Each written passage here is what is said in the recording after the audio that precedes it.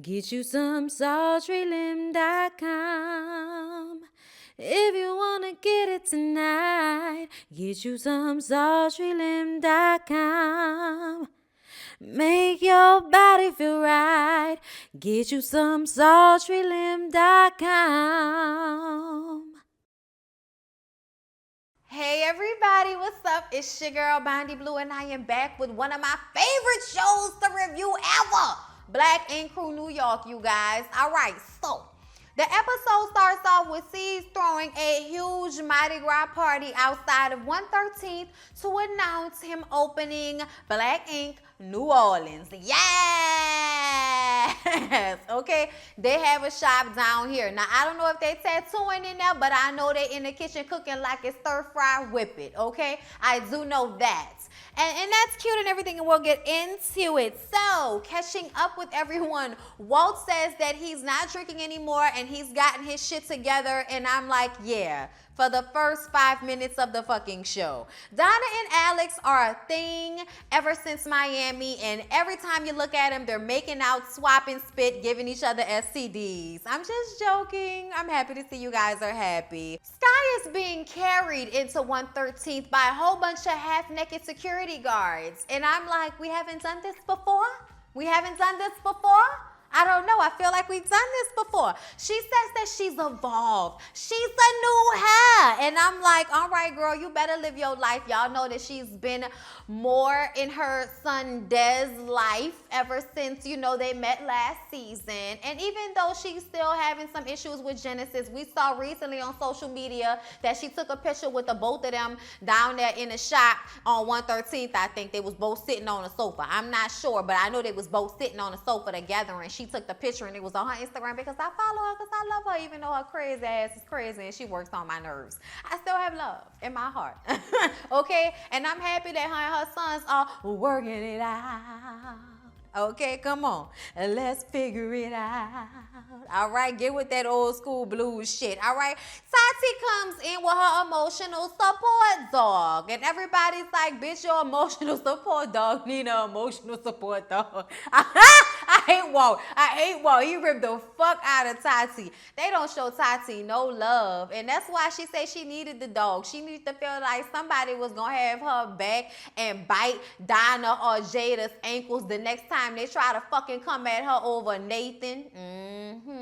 So C's let everybody know who's all coming to New Orleans. And everybody's coming except for Donna, Kit, Young Bae, who probably couldn't go because she is big and pregnant right now, and Melody. But everybody else is heading down to New Orleans, baby, to be a part of the grand opening of Black Ink Crew New Orleans. Yes.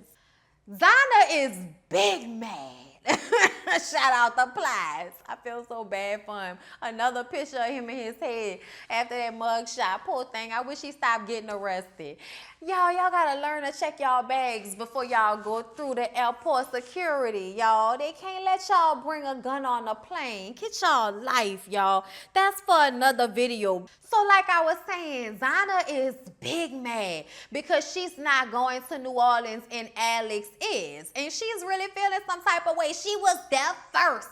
And Caesar's like, I thought you would be happy. You get to have the shop all to yourself. You get to handle my big clients. And I'm like, so since when did Donna become good enough to handle your big clients, C's? Y'all gonna stop playing with me. Because that sounds like some bullshit. That sounds like some real deal Holyfield bullshit that you was leaving Donna in New York to handle your clients, C's. I'm just, oh, okay. Okay, bitch. But she is highly upset and throws a whole water bottle at him and tells him to get his fucking mind right. And when he do, give her a call. And I'm just like, Donna, bitch, you crazy. And see, you gonna learn one day to stop letting bitches do shit like that to you when you giving them paychecks and opportunities to be on VH1 on Wednesday nights. Bae and Melody go down there to the government to take a test so that Bae can become a real citizen of the United States of America. And we all nervous for her, but we know she gonna pass, right? She big and pregnant, so they expedited the shit. And she went ahead and took the test and passed. And yes, Bae is officially an American bitch. And I'm like, yes. ass, be an American citizen, bitch. And then everybody was like, they so happy for her because, you know, with everything going on with 45, we ain't know if she was going to be allowed into the country. And I'm like, girl, please, she Asian. She ain't a part of the shithole country list. So, of course, she wouldn't have as many issues getting in the country. She didn't have a record. She didn't have a record. Just saying. Because I know somebody going to be like, but on 90 Day Fiance, he had a record, okay? You got to have a record for them to turn you down if you from, you know, one of the 9 shithole countries. So, C's is doing designer's tattoo. And it was like a L and some letters and some numbers. I don't know. I don't care. But the thing that struck me about the whole little scene was that at first it seemed like designer wasn't speaking English. And then he broke out and started philosophizing about life and staying focused. And I was just like, what the fuck just happened here? You know, like sometimes you're like, this nigga is not paying attention to anything that is going on around him. And then all of a sudden he just says some prolific shit in a soliloquy-like way. And we're just all flabbergasted, taken aback and clutching our pearls. That designer just said some shit and we understood it. I was just like, oh, okay. Hey, designer. So Alex and Zana go to Coney Island for a little date. And Alex says that Coney Island is like the New Orleans of New York. And I'm like, no, it's not. It's not at all. Like, we don't even have anything like that here. We wish we did, okay? The version that we had, Jazzland, aka Six Flags, is sitting up there destitute and ruined like a scary fucking movie. Matter of fact, I think they be filming scary movies in there. Like, nothing has been done since Katrina. Sores and open wounds all up and through me shoe, okay? Look, I don't even want to get into it, but that was wrong, Alex. Either way, he is taking her there because he really wants to pressure her into letting him know if they can add labels to this relationship. He wants to call her his old lady. He wants to call her his girlfriend. And Zana, like the real thought that she is, it's like, I don't want to put labels on it. I really don't want to put labels on it. But you know what I want you to do? I want you to tell C's that you're not going to go to New Orleans with him and that you're going to stay here with me and then we can run the shops together and do whatever we want to do. Let's do that instead. And I'm just like, Donna, so you don't want to put labels on it, which I feel like it's so if you fuck somebody else, you can say that y'all don't have labels. But then you get mad and try to make him stay in New York instead of going to New Orleans. And this is an opportunity for him to get more camera time. And you know he's new on the show, so he needs it. Like, what are you doing, Donna? Don't be a hater. Okay? Like, don't hate on your man. Let your man flourish if you really want him to be your man. Donna is worried about titties being put in Alex's face. And I'm like, really, Donna? Alex should be worried about titties being put in your face. So y'all, young bae is rushed to the hospital and she has her baby 5 weeks early. But the baby is so healthy that the doctor says that she can just bring the baby home that same day. The baby's name is Nico and it looks just like her and her daddy. A little chocolate, almondy Asian baby. So precious and cute. I couldn't take it. And the way she was just like, I never knew love like this. And she's just talking about how in love with her baby she is. And Robert was there every step of the way with her. And it was just cute. And I was happy for her. And I'm like, I can't wait. Oh my God. I'm not pregnant. I'm saying I can't wait because I can't wait to experience that. Not because it's actually happening and I know it's going to happen. I just want to clarify because every time I say something like that, everybody thinks that I'm pregnant. Okay, thanks. So the crew gets to New Orleans and upon arrival, they pull up to a cute little spot that looks like it is on St. Charles, or it could have been on Carrollton. I'm not sure. Those two streets look very much alike at night. So I couldn't tell. Shit, it could have been Washington for all I know. It looked like it might have been Washington from the, or Toledano, the way the street looked. But anyway, look, don't worry about that. Either way, the house was uptown, okay? And as soon as they walk through the door, there are half-naked bitches there for them. And it's a whole bunch of titties and welcome to New Orleans. Yes, strippers. And everybody's having a good time and getting fucked up. And we're a little bit worried about Walt because he's hitting the bottle extra fucking hard. Everybody is hungover the next morning. Tati gets there. She's walking around the kitchen with booty shorts on. And we do mean booty shorts. The little bottom of her cheeks is spread out and all over the place. Them shorts that look like they give girls UTIs. You know, like urinary tract infection shorts. Them shorts just look like they make your coochie uncomfortable. You know what I'm saying? Like, is it just me? It looks like a thong for your badge, and I'm not here for that. But you know what, girl? You look good. You go ahead and do your stank shit. Cause Teddy loves the bitches and the bitches love Teddy. And Teddy is very much feeling Tati, okay? And he told me he was gonna try to fuck. So I guess it happened for him, okay? Cause Teddy love the bitches and the bitches love Teddy. Teddy love the bitches and the bitches love Teddy. Teddy love the bitches and the bitches love Teddy. Cause the bitches love Teddy. Cause Teddy love the bitches. Yeah. Yeah. Yeah. Okay, Teddy one is the only one that I actually did meet in person when it all came out here, which I was happy for because, you know, he was sweet. It was nice to meet him. And then every other time that we was trying to make it and get it together, they wouldn't text me back, or, you know, I couldn't make it there because I had to work at the time. Whatever. They was doing something tonight, but by the time I saw it, I was just like, yeah, no, I'm not paying to get in. And nobody texted me and told me, so I'll see it on social media. Like, I don't be tripping. Like, I be chilling in my house. So they get to the new shop that's out here on Tulane. They said it was Treme area, but I've never known that to be the Treme area. Just saying, it's all for Tulane, it's all for Broad, it's kind of like mid-city, uptown area, all right? Anyway, so they little shop, I've been out front of it. I've never been in it because when I went for the party they just had everybody waiting outside, and that's why I was just like, all right, I ain't worrying about it then. But I know that they sell food there, and everybody be talking about the macaroni and cheese is off the chain. However, when they get there, there's a huge bar. It's this huge place. There's a mural painted of Caesar, his daughter, all these TVs, black ink everywhere. It's super fucking cute. The shop is better than any of the other shops that he has, at least that I've seen. It's real cute. We was here for it. But while you are a recovering alcoholic, brother, why are you so excited about that drink? Something tells me that you're not going to be able to be one of these alcoholics that realize that they went too far and need to skim it back. You're going to either need to cut it the fuck out completely, or just admit that you got a problem and you just about to be an alcoholic, and that's what it is.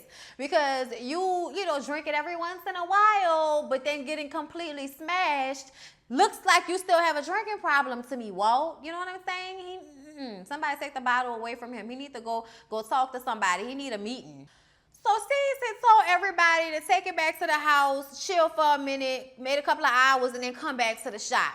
They never did that. He comes back to the house and they acting a fucking fool in the pool, drunk as shit, having a good time. He's screaming at the top of his lungs that we supposed to be working and y'all was supposed to come back and all this shit. They completely ignoring his ass. Walt is just laughing in infamy.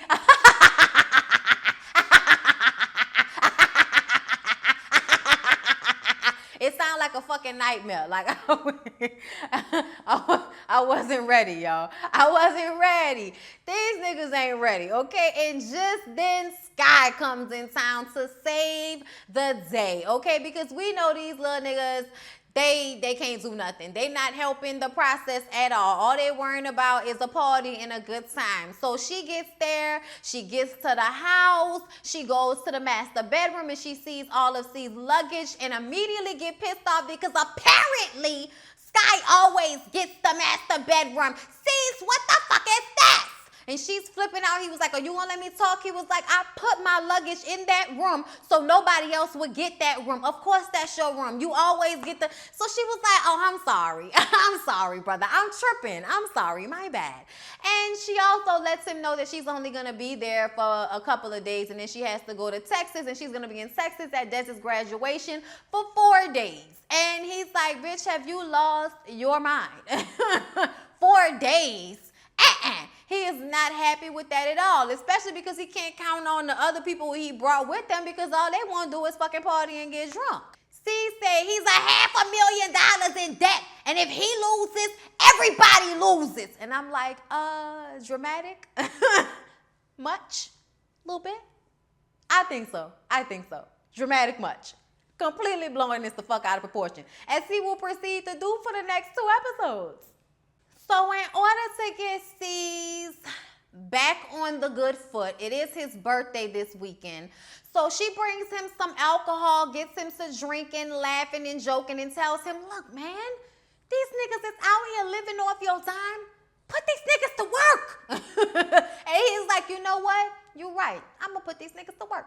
And then they go on bourbon. And they do what people do when they go on bourbon. They go, they drink, they see titties, they get bees, they go to strip clubs. They have a good time, okay? They at the strip club. They in there having a good old time. Alex got ass shaking in his face, that mesmerized look. They loving it, okay? And then here comes the done dada. Hey, Alex. What's up, Alex? Alex is like astonished and shocked that she's sitting there in front of him because she's not supposed to be there. And she's like, so you gonna act like I'm not standing right here, Alex? What the fuck? What are you doing? So then she just flips out and starts throwing drinks in the club. And I'm like, girl, you are not even fucking from here and you've already started wrecking shop. You ain't been off the plane 20 minutes, bitch. Just already doing the most. Now, I'm going to remind y'all, she told this man they ain't got no labels. So why is she in this strip club in a city she ain't never been to, acting a complete and utter fucking fool, throwing shit, destroying property? Why? And then gonna talk about the strippers and shit. I was just like, somebody get Donna. Somebody get Donna. I'm surprised the strippers was like, was just walking away. Because, bitches is ignorant down here. They'll quick, fast, in a hurry. Bitch, I don't know who the fuck you talking about, but you better get your lumpy fucking body, face ass out. Bitches from New Orleans will just rip you about anything. It doesn't matter. It doesn't matter. Melody, Kit, and Jada are back at 113th, and they're having a conversation about Bae and how she's doing with the baby and everything. But then they also talk about the fact that Melody has some family in New Orleans, the white side of her mom's family that disowned her when she decided to be in a relationship with Melody's father. They still live in the South, and one of her cousins named Pete lives in New Orleans, and she's thinking about reaching out to them, but she doesn't know if she wants to do it considering the tumultuous past of them being racist. So the next day back in New Orleans, everybody is hung over, and C says that Donna better get her big ass back to New York and tend to his clients.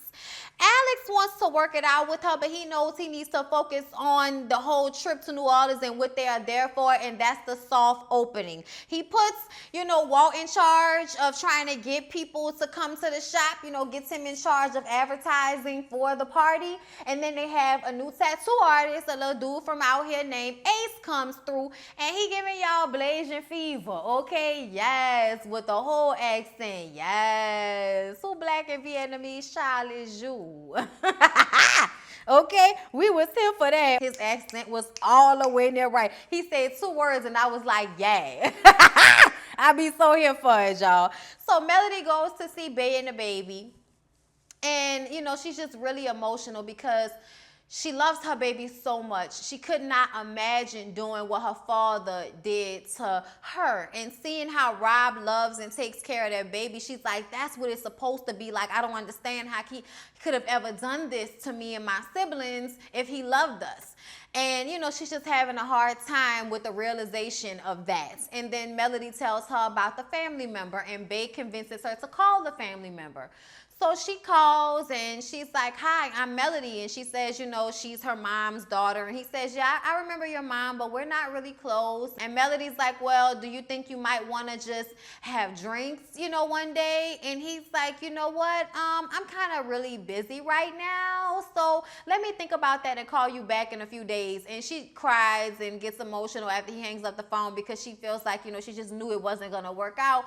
And she doesn't understand why they would still have a prejudice, why they wouldn't want to get to know her, their blood. And I'm like, some people are that fucking hateful, especially down here. Some people are really that fucking hateful. They'll live next to black people all their fucking lives, smile in your face, oh, we having fried chicken tomorrow, y'all should come over. Oh, we having a crawfish bar, y'all should come over tomorrow. Never knew that they had black family members that they disown and act like they don't fucking know.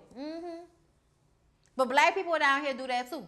You'll have a light-skinned version of your family, a dark-skinned version of your family, and then the 2 of those versions don't really get along for the most part. Trust me, I know some.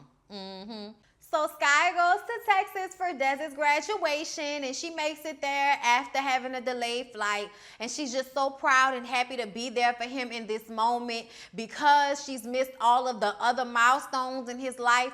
And she also plans a luau for him after, and everybody's having a good time, and it's real cute. And she's just very appreciative of his foster mother, his adoptive mother, for taking care of him and just being so loving and open with Sky and letting her be there for him and be in their lives in that way and accepting her into the family. It's just a really beautiful thing, and I'm glad that they've gotten to this point. And she also surprises Dez with a new car, a Charger. I was like, oh, was it a Mustang? I think it was a Mustang. Yes! Either way, it was nice and red and cute. And she was all excited to give it to him, and he was excited to receive it, but he had to let her know that he couldn't keep it because he was joining the military. And she was like, what? Military?